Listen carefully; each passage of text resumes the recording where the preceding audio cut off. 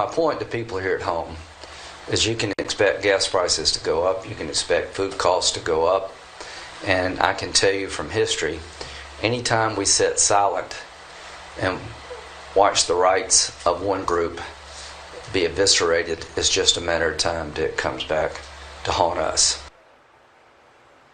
It's a little galling to be lectured by people with impossibly generous congressional pensions about sacrifices that you get to make.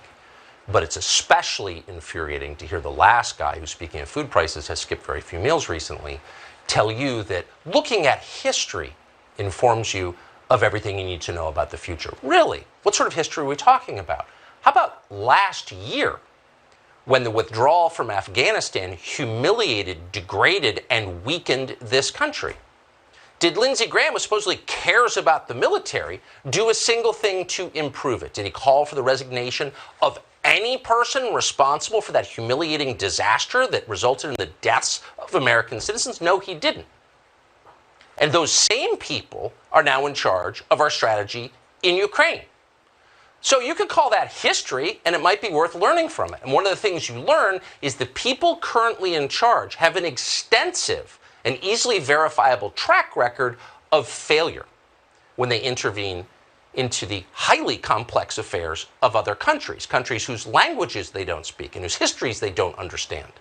People who, by hubris and boredom, wind up interjecting themselves into places they know nothing about.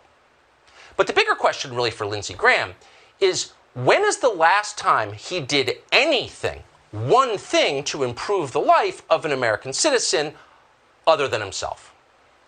Gas prices will go up, food prices will go up. Well, that's okay because it won't affect Lindsey Graham. He doesn't have kids, and he's got that generous congressional pension. He's set.